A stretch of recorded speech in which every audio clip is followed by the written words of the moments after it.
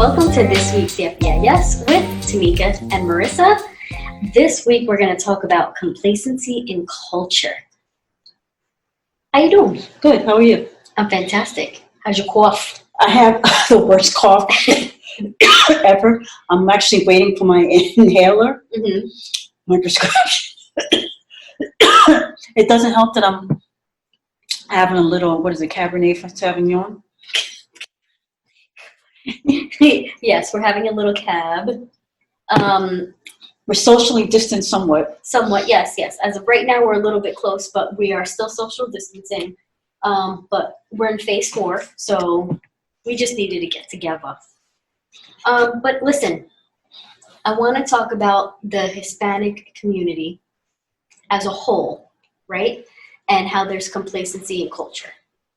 So you have such a big dynamic, and it's so layered because you have white identifying, black identifying, everything in the middle identifying, still Hispanic and Latino, but it's where they fall. So I said this before, how Hispanic and Latino people, I think it's human nature when you identify better than, meaning like if you see a struggle and you don't identify with that struggle, that means you're better than, right? So your white identifying Hispanic and Latino community, because they're not identifying as black, they don't have the black struggle, it's almost like they look at it as better than. Those who identify as black, it's almost like a conundrum of where they're going with that struggle. Okay. But I want to get your take on it because you're a Black American, you have a half Puerto Rican brother, you're a BFF or self-proclaimed BFF is Puerto Rican. Oh yeah, you're self-proclaiming it, right? Mm-hmm. Okay, go ahead. Yeah, keep going.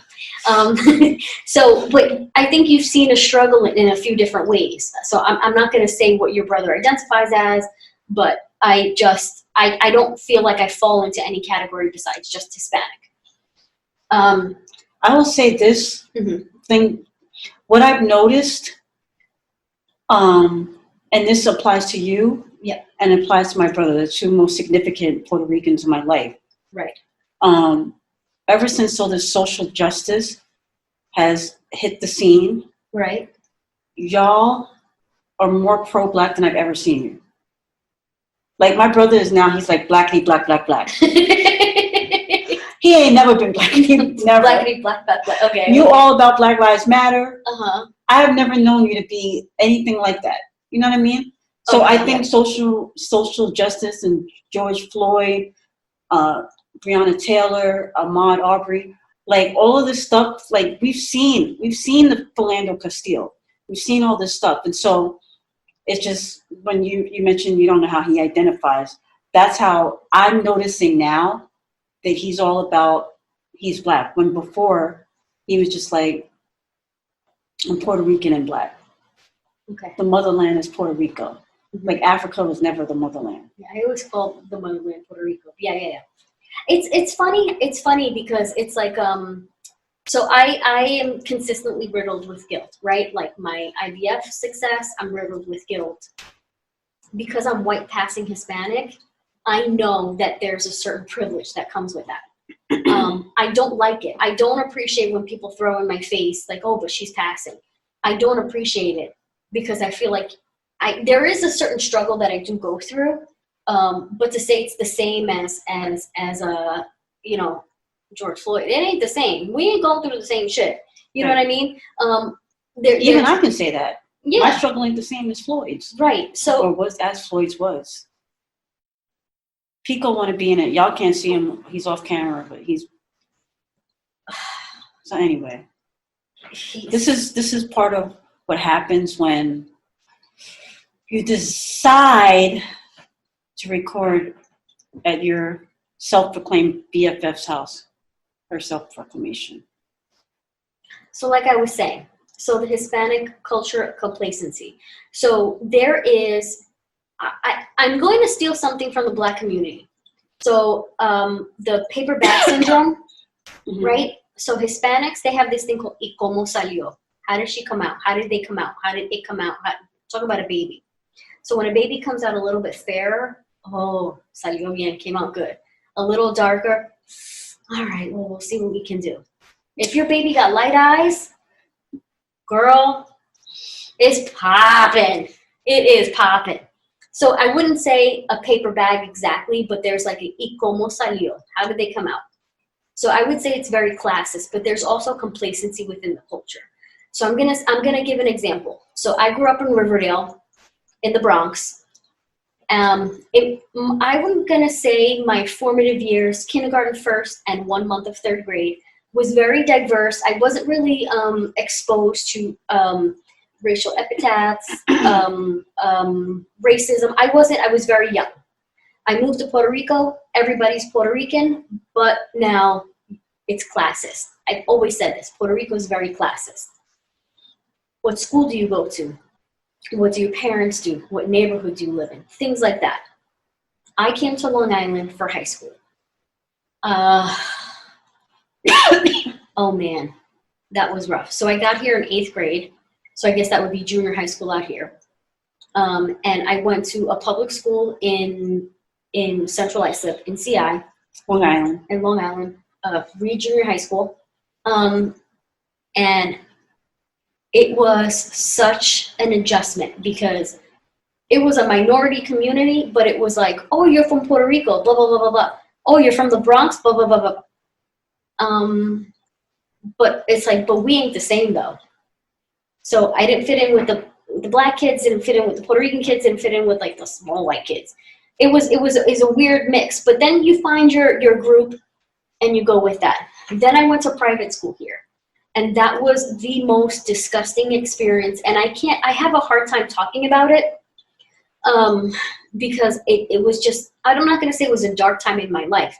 I was just very exposed to things that made me realize the disparity of, okay, you're white and you live like this, but you've got this, like, you feel like you have access to a cachet that you don't deserve. Like, I don't understand how you feel so entitled to something and you didn't work for it, your parents didn't work for it, but because they're black and like their homegirl's mom's a doctor, you're like, oh, well, she must have gotten something. She got to school because right. You know, she benefited. The only reason that her mom's a doctor is because she benefited from affirmative action and they needed to fill a quota. Wow. So you're taking away somebody's hard work. You can't give allowances to hard work because they're black or Hispanic. But then I'm going to say the complacency of culture within my own community is like, I was having a conversation with Lieutenant Colonel Lawson, retired Lieutenant Colonel Lawson, and we were talking about education. And he made such a significant point, and it stood with me. He was saying the complacency within cultures, meaning it'd be your own people, right? Within our own people. Let's say we have, everybody gets a test. And within our little subgroup, everybody gets a D. Oh, well, it's all right because homegirl got a D too. And he's saying there's complacency within the culture where somebody else might say, oh, wow, it's a self-proclaimed, I got a D, but I don't want a D. I want to do better. Translate that to just your whole life, the complacency within culture. When we get put on, when we do something great, what do? We hoard information and we move out of our neighborhood. We don't share how to be successful unless we're charging you for it. We don't share about our new Anglo white identifying neighborhood because I worked for it and you didn't. Well, why don't we stay in our neighborhoods? Why don't we make our neighborhoods better? Why don't we share in these things? The funny thing is that my experience with Puerto Rican, so my stepmother is Puerto Rican, but she identifies as black. Right, yeah. And it's funny enough, I had this conversation with my dad about her. I was like, I don't understand why she keeps calling herself black. She's Puerto Rican. Like, he's like, yeah, but her struggle is just as relevant as Black people. Where she grew up was also economically depressed, and she was given the same pushback as so many Black people. So she just, and she's darker. So when it's like you're identify with with the people that you see are being oppressed. So if you see yourself in them, then you're more inclined to say, I am them. Even though you know that my ethnicity is Black. I mean, ethnicity is Puerto Rican. My race. My race is Black. Okay. I said, oh, okay. So I was like, but mind you, this is somebody who's like lighter than me. she's not lighter than you. Yes, she is. No, she is not. She's lighter. She's not lighter than you. Okay? She's not lighter than you. Anyway, I mean, we can have this discussion all day. I mean, she ain't coming on the show, but she ain't lighter than you. But she's light. She's very light. Y'all are comparatively light compared to each other. Anyway, now you made me lose my train of thought. I hate when I do that. That happens to me all the time. I'll be in the middle of talking and making a point, and I'll say to myself, "Ooh, bitch, you poppin'," and then I'm like, "Oh my God, what happened?" I remember. So you were talking about, so they move out. Right. There are also segment of the Latino Hispanic population that's like, I ain't leaving. Yeah. And that's her mother and her mother's friends. Right. My stepmother and my dad, they moved to Long Island, got a beautiful home out here, nice property, whatever. And they were like, we got a home, we got to play a room for you, Mom. Come live with us. She's like, I'm not leaving my projects, my home. I'm not leaving. Right. Even during this quarantine, she's like, no, I'm staying inside. So there's a segment. It depends on what, like you were saying in Puerto Rico, it's about class. And I believe that when you come to this side of America, because that's the only thing I can speak of, right, is that there's a level of, like, the class of people will determine the life that you live, and whether you want to stay in that life or move out of that life. Yeah. You will see, quote unquote, white people be like, that's who I want to be like, or you not. You just, like, I was watching, I watched the Fat Joe show, and he was talking about his parents. He's like, he'd been trying to move his mom and dad out, and they were like, these are people. So there are segments, and I don't think you can just classify that as one race, but because we're speaking about Latinos in the Latino culture today, I think it's important to point out that there are segments of this vast Latino culture, which encompasses, fairly or unfairly, it encompasses many different countries. Yes. Different, so it's kind of unfair to pigeonhole, Latinos as one thing, but even though I put up two fingers, one thing. But I think it's also important to point out that how, like you said, with the class thing, it's when it comes to this mainland, it rears itself in a different way. That's also culminates with the hue of your skin, I believe. Yeah. There's this new, like, for lack of a better word, again, like a racist undertone when it comes, I'll say, like, in the Caribbean culture. So you have Dominican Republic, Cuba, Puerto Rico. I don't have the COVID. No. She's okay with me coughing. No, she's just got allergies. She needs her pump. Anyway, so there's this whole thing where so when it comes to the sphere of influence, so you have the United States, you have Central and South America, parts of South America, the northern part of South America, Central America and the Caribbean. There is a little bit of opportunity when it comes to coming to the United States. So I'm not going to say there's not opportunity in Mexico and Costa Rica and Peru and all that. That's not what I'm saying. I'm saying there is an amount of opportunity here. Right, that's why people come here. That's why we have immigration, things like that. Anyway, what I'm trying to say is there is a look down upon to Puerto Ricans because they're natural born citizens. There's a look down upon because I'll say a lot of Dominicans feel this way, and a lot of Central Americans feel this way. Wow, these Puerto Ricans are so effing lazy. They're born citizens, but then they don't want to work for anything else. Oh, I've never heard that before. Oh, you haven't? No. Oh, yeah. But when you're so obsessed with your own culture, ain't nobody got time. But you would never be privy to that information. That's what I'm saying. I only can know it. that from my best friend, my not even my brother, my stepmother, Mm-hmm. and that's not something that you ever discuss with me. Well, no, because it's one of those things where it's like it's there's so many layers to the Hispanic community that it's so hard to talk about. So like there's this look down upon. I'll give a prime example. My grandfather-in-law is from well, he grew up in Argentina. He's not from Argentina, but he grew up in Argentina. And he always says to me, wow, Puerto Ricans, they're born with that paper, meaning citizenship. You're born with the paper, and you don't want to work for anything else. But you have your coupons, meaning government assistance. You guys got your coupons. You guys just don't work.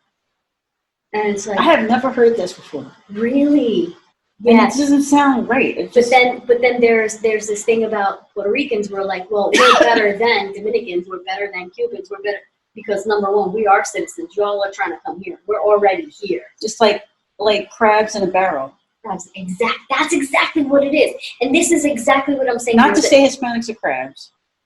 No. I'm not trying to be. No, but it's a perfect analogy because this is the point that I'm trying to make. There's complacency within the culture. So here's the thing. Once you know something, share your knowledge, right? Don't make it like I'm better than these Dominicans that move next door because number one, I know how to get a tax break on my property. They're going to have to figure it the fuck out. I know how to file for certain scholarships, Pell and TAP. They just got here and they don't know about that shit. Have you experienced this in your own personal life with your own family? What, people not wanting to share information? Yeah. Oh, absolutely. Yeah. I have a little pocket of my family that are completely white identifying. Okay. Every Explain spouse, what that is. they are not Hispanic or Latino by origin. They their spouses are not Hispanic or Latino by origin. They are it's just a byproduct that you have. Wait, what does that mean? They're not Hispanic or? So the family, the pocket that I'm talking about, they're all Puerto Rican, right? So why do you say they're not Hispanic? The spouses. Oh, okay. Their spouses. Okay. And part of like when I was younger, and they talk about like, so what are you looking for in a spouse? Because I'll tell you what I'm looking for. They can't be this. They definitely can't be Puerto Rican. They can't be nothing Hispanic. And they got to be X, Y, and Z because when you marry white, especially if you have a white husband, remember your mother-in-law, she only visits for 2 hours and leaves. She doesn't bother you. Remember. She only what? Visits you for 2 hours and leaves. Which is actually, I don't mean to sound racist, but it's kind of true. But this is what is like passed down? This is exactly the conversations. Remember, you don't want Puerto Rican because they're all going to cheat on you. You don't want Puerto Rican because you don't want to overbear your mother-in-law. I got so many questions. Go for it. Okay, so how much of this? Okay, first of all, let me start going back before I get into these questions. Yes. One thing I'll point out is that from as long as I've known you, you've been obsessed with light eyes. Yes. To the point that it's made me uncomfortable. Yeah. I've never said that to you. But I don't know if that happens to be like a cultural whitewashing or because my mother did have light eyes. So I don't know. But it could be both. But it's also something so I haven't had very, very, very dark brown eyes. And most people in Puerto Rico have dark hair, dark eyes. So it's the anomaly. I know, it's the allure. But you, it's like an obsession with you. I know. Like to the point where it's like sometimes I would think that you might, like, if you went on a date, like, how was, like, my grandmother used to be like, I'd be like, how was church? She'd be telling me what people in church were wearing. Yeah, but what was the sermon about? Yeah. So when you go on a date, you're like, he had green eyes. Like, yeah, but how did he treat you? Oh, he's cool. He was all right. He's fine. Yeah. He has such great eyes, though. But anyway, yeah. I always looked at that and was like, okay. Like, who doesn't like different eyes? Yeah. Eyes that are unusual, hazel, whatever the case may be. But it's not something that it's not like a trait for me. Yeah. But there are people that do. But the questions I ask are so knowing this about certain pockets of your family, was it something that you felt that was that trickled down into your decision making? Speaking now as an adult that's 40 years old that has, 2 2 fucking degrees, absolutely yes. And how did that manifest itself that you can recall and think on? Just the constant, well, look, remember, look at that one. And they always point out to like what they view as negative. Look at homegirl. Look at her husband left. And what is he? Puerto Rican. See, he don't bring home his check and make sure that everybody's okay. He's Puerto Rican. Look at this one that keeps cheating. Puerto Rican. Oh, look at the way they fight. Look at the way they fight. They put hands on each other. Puerto Rican.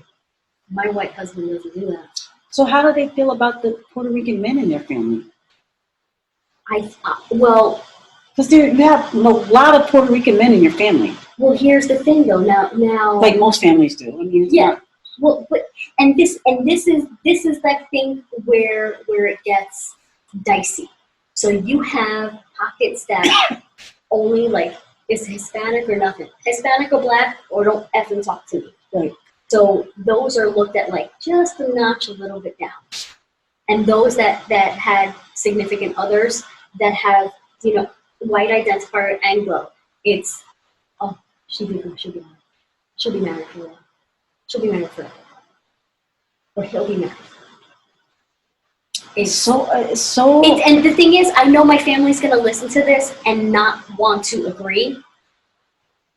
If you don't agree, sit in your own space, in your privacy, your bathroom, on your toilet. If you don't agree, it's because your spouse is not Hispanic. Sorry, if you don't agree, your spouse is Hispanic, and you don't want to come to terms with what you've heard in our family. Wait, if you don't agree with what I'm saying right now, your spouse is Hispanic, and you don't want to agree that this is the shit that you've heard. Well, why can't it be why can't it be that your spouse is white? If you're, then you agree. Then what you're saying is what I'm telling to you right now. Okay. You're like, yeah, that's kind of how we talk. That's kind of how, and I'm gonna say it started with the. So I'm gonna say my grandmother was a very, very strong influence in the umbrella of my family.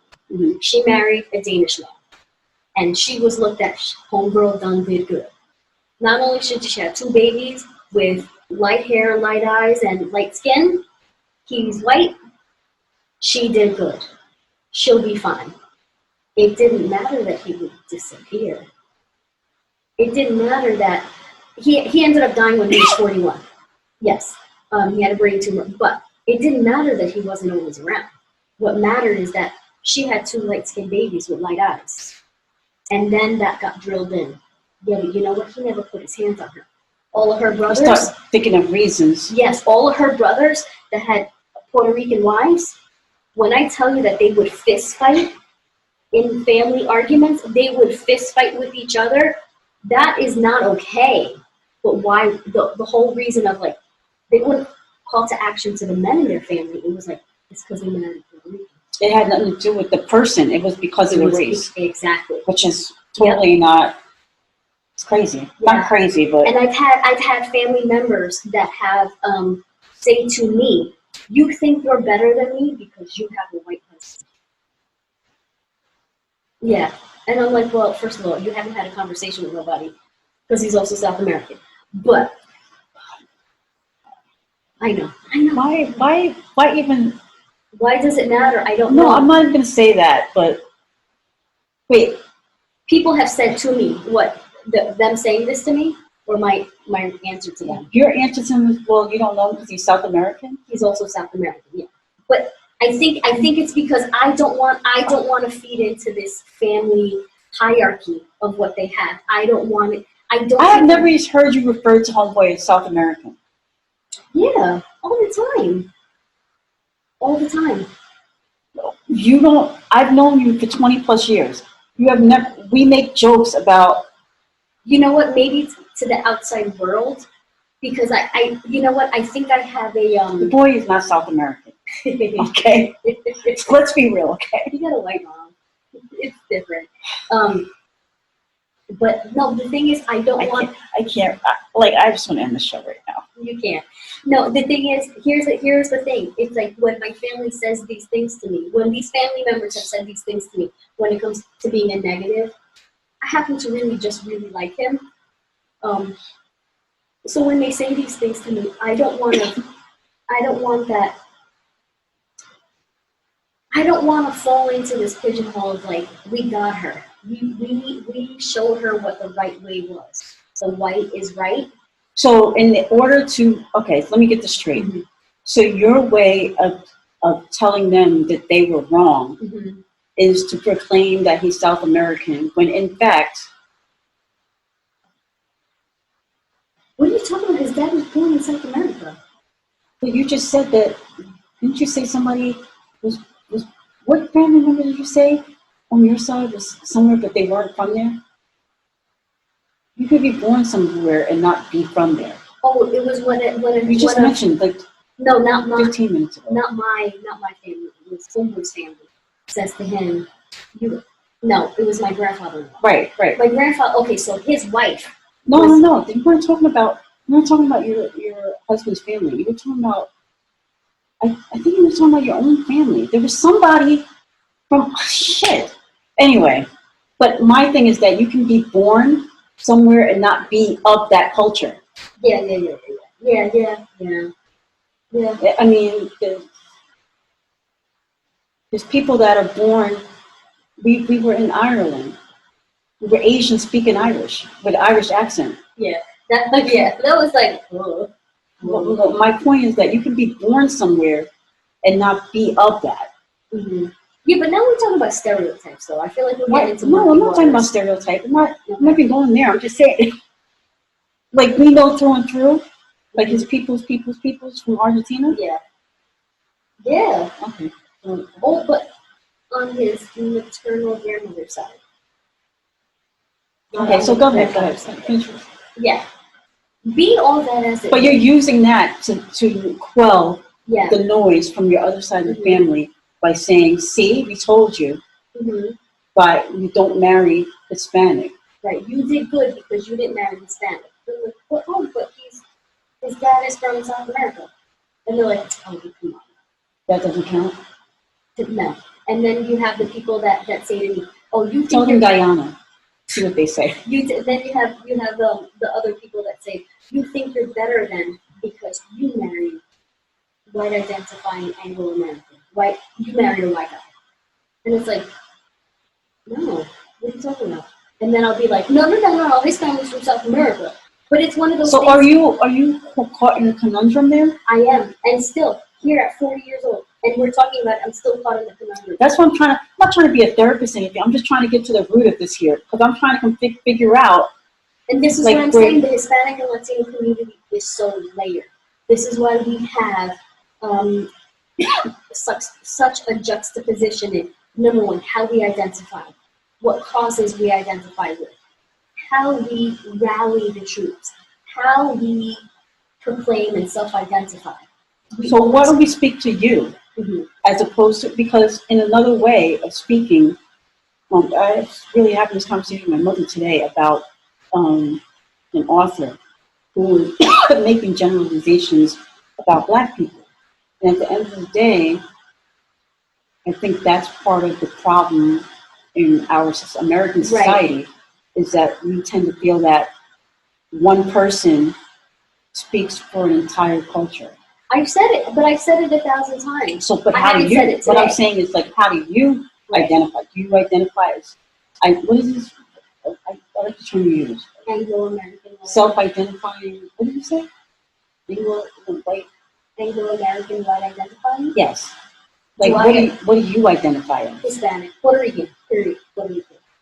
So when people ask you what you are and you say I'm an American, why not just say I'm Puerto Rican? Because I know what it is my assumption. I shouldn't say I know, it's my assumption that they need to put me in a box because I don't have sex. But what's wrong with being in the box of Puerto Rican? Because I feel like they're trying to make it either positive or negative. That's on them, though. That's on them. But you know what? It's just one of those things that you carry for so long that you're constantly on guard.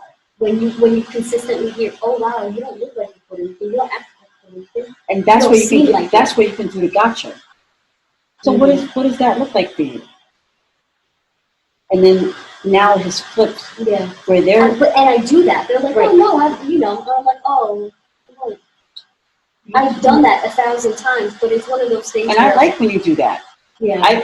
And speaking as your friend and someone who does the same thing as you, but my experience is a little different. Mm-hmm. But speaking as your friend, when you just say I'm American, I just wish you would just say I'm Puerto Rican. Yeah. For me, but it's not about me. You know what I mean? Because I know on this side, when people say, "What are you?" and they want to pigeonhole me into a hole because of my features. Right. And American is not enough, and that's all I got to offer. I think it also depends. Like, do I have time today? And is this conversation? You always got time to say I'm Puerto Rican. I know, right? No, but the argument, the back and forth. Like, do I really have time today for this? Like, are we gonna go down this road? Right. Do I have to learn you today? Yeah. Or do you just and say you know Puerto what? Rican and I move on? It really does get so tiring. It almost like there's points in your life where it really nips at your spirit almost, where you're like, I don't know. It's like you really grew up with that thinking. You really grew up with all of that, and you gonna put your shit on me. Now I gotta fucking learn your ass, or I gotta really have this conversation. I didn't wake up today to go to fucking Target, Kmart, Walmart to learn somebody on how to what Hispanics really look like, what Puerto Ricans really, what we sound like, how we pronounce certain words, what we dress like, what we look like. And then it's the whole I know there's been times where people who know my mother, who've met my mother, who've seen my mother, and they're like, wow, she's Puerto Rican? How did all that happen? Well, what about her last name? And it's like, yeah, well, her dad's Danish. Oh, so you're part Danish. And it's like, oh, that's what it is. And it's like now you feel better about. But don't nobody identify with that. No, nobody's looking at that. I don't speak Danish. I don't know anything about the culture. But now going back to your core family members, or there's some of them that feel like, how do you know they don't say Danish all the time? They do. That's what I'm saying. Talking about but you're saying nobody thinks about that. Only you don't think. You might not, but you do in a way because it has been brought up. Yeah. Yeah. And it's weird because there's I'm sure I can't speak for you, but there's part of me, and I know I do this, and it's like, fuck, so I have long hair, and I always say the thickness of my hair is my mother, the texture of my hair is my dad. And I get so many compliments when I wear my hair out. If it's curly, I just get a lot of compliments. Right. And then I find myself explaining why I have my hair, as if Black people can't have long, thick hair. Isn't that crazy? And I'm not comparing that to being Danish, but it's like it feels like always being put into the box of explanation. Yeah. And it's fucked up because I fall for it every time. But me too, though. I'm still doing it. And but at the end of the day, you have to knowing is the first step in stopping. I think, you know what's so funny? I think that I don't fall in it so much anymore, but it's one of those people that know me know I'm Puerto Rican. And then when they see my offspring, they're like, oh, wow, is this has to be your husband, right? No, she looks exactly like my mom. You say it before they even say it looks like your husband. I know, because I've got it so many times that I'm like at the ready. I'm like staticky about it. And I just don't. But the problem with that is that, excuse me, I'm belching on camera. It's the vino. The problem with that is that I wonder if it in turn causes her, your daughter, to look to listen to things that you don't think she's paying attention. Because she's very observant, and so is she going to take that? And what's funny is that so she doesn't really see Danish. She doesn't really know that she's Puerto Rican. So when she identifies, she feels like she's the epitome. Like homegirl looks like a tostone. You know what I mean? Like she's like, no, this is what Puerto Ricans look like. This is what we look like. Like she's so I look like she takes such pride in looking like my mom. But it's also, I think, because my mom's not around that, and I talk about her in such a loving way. It's like, she's Puerto Rican, I'm Puerto Rican, this is what we look like. I look like a tostone, I look like a coqui. It is what it is. Like, give me my 1-star flag and you're welcome. Why are you laughing? She don't do all that. Yes, she does, though. She don't be like, giving me my 1-star flag. Well, her attitude says it, obviously. Your mother would be in love with this chick. She really would, though. She really would. The whole thing, the whole package, everything. Yeah. Crazy. That would be too much for me, though. Only thing, when I think about your mother, I think about this one picture she had of your nephew and her daughter-in-law's, her granddaughter-in-law. And I will never forget this girl's name. Ever. Step-granddaughter. Step-granddaughter. What did I say? Daughter-in-law. Is she her daughter-in-law? Oh, it's her step-granddaughter. Her daughter-in-law's daughter. Whatever. You know what the fuck I mean. Anywho, I just know that I will never forget this little girl's name. Mm-hmm. And she's like, what, 19 now? Yeah, no, 18. They're both 18, yeah. And I just... It's my nephew and my step-niece. And they're both the same age. And they're sitting on like this little like... Yeah. Yeah. Yeah. Such a cute picture. And they're looking at each other. I can't believe, like... I don't know. So, but I know how much she loved back then. Mm-hmm. Now, if your kids, forget about it. Yeah, I think her mainly. Both of them. All three of them. How, I don't know why I said both of them. No, I think, no, she would like the other two, but I think she'd be all about. No, because I feel like she would be all about one of them, mm-hmm. But the other one who I'm all about is such a heartbreaker. Yeah. Forget it. Yeah, I know. Get everything you wanted. Everything. Anyway. I know. Terrible. It's almost like, you know what, I, as an adult, wouldn't be able to, like, bitch, you fucking left me for dead on the side of the LA and you liked them so goddamn much? You was capable of all of this? Couldn't give me a quarter of it? But, you know, I'm salty. Whatever. I'll get over it one of these days. Anywho. I have a question for you. What? I want to transition a little bit to... Yep. That's trending. So, I want to talk about Goya. Robert Unani.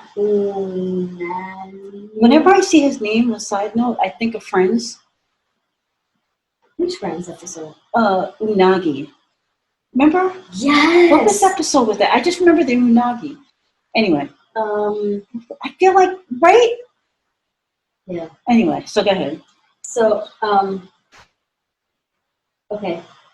There are Puerto Rican-owned brands. He immigrated from his father or grandfather immigrate from Spain to Puerto Rico. Something like that. And started. Okay, so the CEO of Goya Foods, Robert Unani, held a press conference, and he is part of the think tank. And this is where this came about. He is part of this think tank for the Hispanic and Latino community, not coalition, but enhancement and welfare. So he's part of this. He was asked to be part of the think tank. So he's supposed to help the Hispanic community. So hold on a second. So because I'm a Libra, and I don't know if this means anything, and I want to see both sides because I genuinely, like, to walk away from Goya is a hard thing to do. So he feels like he got brought to the table to help the people, and then he got on a podium to say, we are truly blessed to have a leader like 45, who also happens to be a builder. And what he was saying with that is, like, he's building relationships within the Hispanic community for progression and success. So what? So you said you see both sides. What are your two sides? I feel like, so Robert is coming from the point of view, like, he's actually brought me to the table. He invited me to a barbecue to listen. Like, he's asking me to talk. Have we had that before?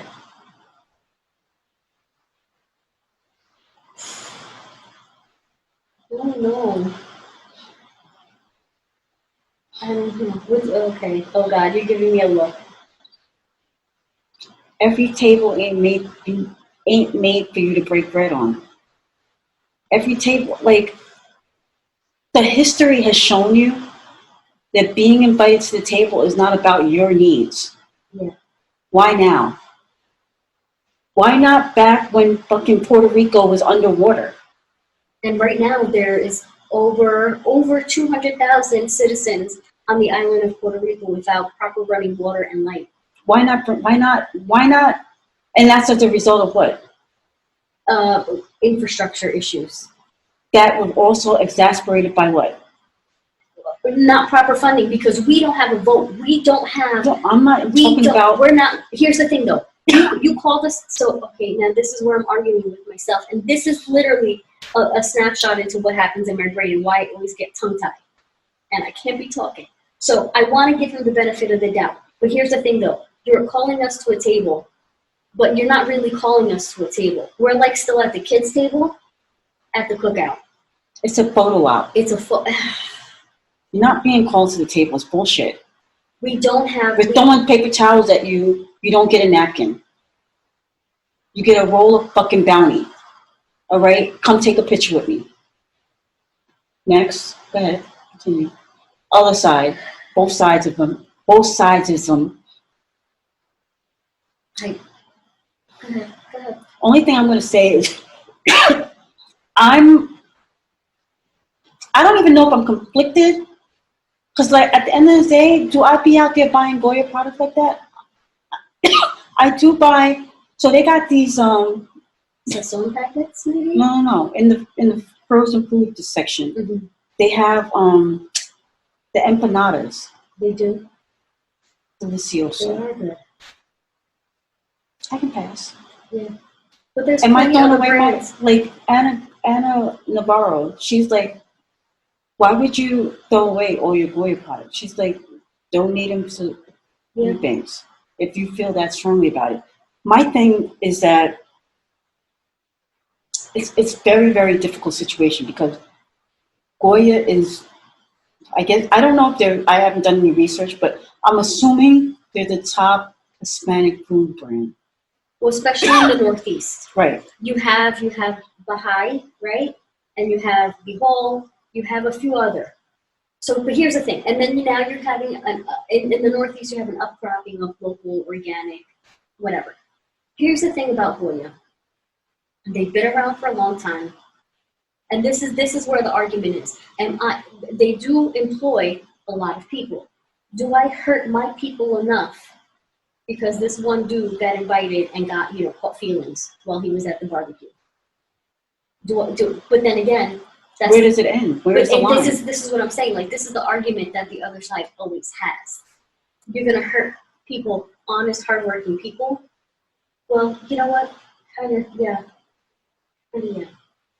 And we're making way for other brands that really are here to call us, to not only bring us to the barbecue, to make sure we're not even at the adult table, we're at the barbecue pit. You're not making sure what meat is getting on there.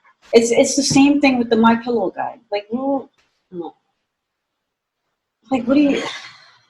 So now, like, what am I supposed to throw away my pillow now? I have My Pillow. Yeah. Like after Christmas, a couple years ago. Yeah. Anyway, but my thing too is when I saw this whole story with Goya, I thought about what you actually brought up today with the white self-identifying. Mm-hmm. It's like all the signs are pointing to shit not being for you. Yeah. And yet, because you identify more on this side, you're willing to take the darts and arrows and see people falter. Yep. Because you have already picked a side. You've already picked a lane. Yeah. On a side note, how ironic is it that Mexico's building won't let us come over there? Do you blame them? I just think blame them. I think it's hilarious. So. Good. They said, keep building. Nah. Keep building. Good. Anyway. I think about, do you remember, what year was it when we had our flood, Katrina? 2005, I think it was. 2005. So Mexico came across the border with armed procession to deliver aid to us. It was sad. Not only It was sad, but it was like, damn. But here's the thing, though. I think it was like $500,000 or something. But like mobile homes, fully equipped, crossed our border armed to deliver aid to us. We look down on this country so much. We who's the homegirl that used to be on the President Trump? You do that, who's gonna clean your bathroom? Fucking our mother's on the talk. What the hell is her name? Osborne. Kelly Osborne. Yes. Kelly Osborne. Who's gonna clean up? Who's gonna clean your bathroom? So here's the thing, though. Ain't seen her since. You know what? Good. Fuck her. So here's the thing. So we look down at Mexico. They're good enough to clean our bathrooms. Do you even have papers? This sort of attitude, and they come here to help us. What the fuck are you doing to your own goddamn people? I don't know. I just... Don't be complacent in your culture is what I'm saying. This is my call to action to my Hispanic and Latino community. So where do you stand right now when it comes to Goya? I know you're conflicted, but... I've said this at the beginning of this entire... I am conflicted, but I'm also not conflicted. Whatever products I have in my pantry are going to be used. I can't fathom waste. Here's the thing. I've said it before, and I'm sticking to it, and I have been sticking to it. My dollars will go to whom I feel has helped uplift America, uplift communities that need it and deserve it. Goya, I appreciate you. I appreciate everything you've done for me. All my tostones, all my relleno, all my arroz con gandules, all my cookouts. I appreciate you, but you've made way for someone else to fill a void and fill that. You picked the lane. And that's just it. My dollars will go where I feel it's going to help my community. It's funny because offline I asked you, I don't know if I asked you, we were just having a discussion and you were like it's not really going to mean anything. And I would have agreed with you this time last year. Mm-hmm. But with all this social justice, mm-hmm. mofos are apologizing that never would have. Yeah. They're about to change the name of the Washington Redskins. The owner said, I will never, over my dead body, change the name. And they're like, okay, I guess you're frozen now, mofo. Oh, Nike said, we out. FedEx, who owns they own part of the team. They own the field that they play in. The mayor of DC said, you will never play here with that name. I'm changing it. So when I say Goya might not apologize today, I won't be surprised if by the end of next week they issue a statement, we believe all lives matter. We love Hispanic. Don't start with the all lives matter. I'm sorry. I will mollywop Robert. I'm sorry, I shouldn't have said that. Robert. And you know what the thing is? How he's going by Robert? Why is he not Roberto? Maybe his name's Robert. It's possible. Probably. He could have been whitewashed or whatever. What do you call it? Absolutely right. Anglified. That's not what you were calling it. Americanized? No. Anglo-identified? No! White identified. Oh my gosh. He might have been named Robert. You know what I mean? But his name is Roberto. Maybe. But my thing is, though, is like, now you got me all... Welcome to my world. You know, it's you. You messed me up. I do it to myself. I gotta do it to you. I have They will apologize. They will apologize. That's what I was gonna say. They will apologize in their own way. It may not be like, we're sorry for supporting president, but it can be like, we want everybody to know that we support Hispanics and we believe that, whatever the case may be, they're gonna come out with something. So I have a tidbit, and this is supposedly on the New York Post on Twitter, but I didn't find it. This was a screenshot. I went down this rabbit hole of because I gotta see both sides of the argument. Mm-hmm. And I went down this rabbit hole, and Scrabble bans 236 bigoted words and slurs from official list of Scrabble. like, you know, when you play online. Mm-hmm. And one side said, let me guess, white, family, equality, logic, civility, male, meaning the words that were. Now, I went onto the, it's at NY Post, and I looked for the screenshot, and I didn't see it. No. I saw that was deleted from Words with Friends. One of my Words with Friends tried to put the word, like, no word found. I like that word though. I wanna sign off with something. It was something that I was looking for before. I was racking my brain who read the book. So No More Heroes, Grassroots Challenges to the Savior Mentality. That's the name of the book. Mm-hmm. By Jordan Flaherty. And maybe we should read the book too. We should. But there's two snippets out there. When you're accustomed to privilege, equality feels like oppression. Being born with privilege, it's easy to become so used to that privilege that we think of it as natural order of things. Stepping outside of that privilege feels unnatural, but is a crucial step to challenging systems of inequality. Second, the savior mentality always looks for solutions by working within our current system, because deeper change might push us out of the picture. This focus on quick fixes is also partly a product of an outrage-oriented media. We pay attention to an issue for one day, and we want to hear that someone will be fired or arrested. If that happens, we move on. Okay. What are your thoughts on that?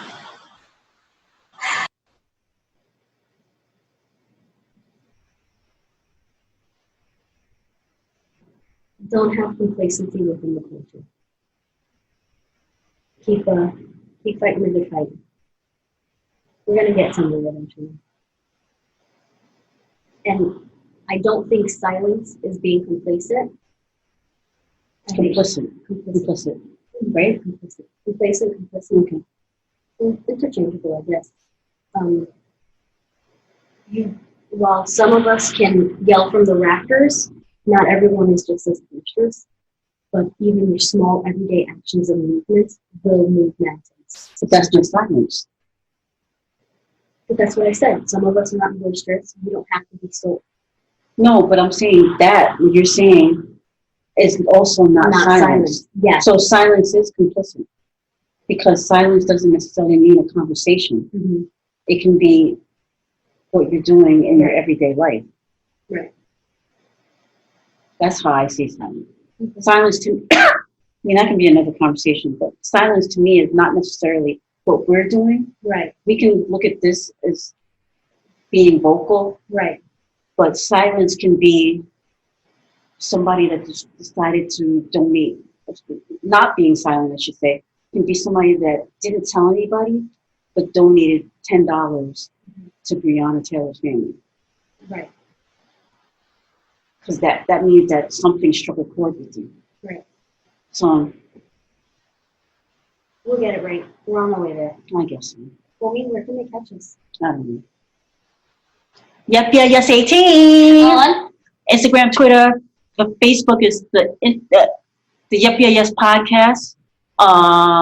You can catch us on Spotify. You can catch us on iTunes. You can catch the video. This video, right now that you're watching right now, you're watching it on YouTube. And yes, 23 inches is gone. Oh yeah, right? 23 How's inches. it feel? Terrible. Really? I feel naked. What organization? Let the people know she did decide to donate. I donate every 2 years, and I donate to lots of love. This year, I'm actually going to be looking for someplace different. So if you know of anything, let me know. And me, let's take this down. Or you better let it flow. Where should I donate this? Do I donate? What? Oh, it ain't going nowhere, girl. Stand right here. Stand right here. Stand right here. Stand right here. Now, donation, stand right here. Anyway, Goodbye. bye, y'all. Bye, y'all. Oh, I should stop it.